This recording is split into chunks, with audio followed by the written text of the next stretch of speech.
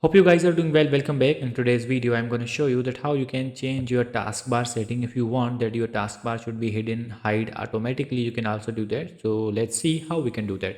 Now simply we have to go to the desktop and then we have to right click, and after that we have to go to the show more options, or you can also right click on this and then you have to go to the taskbar settings options.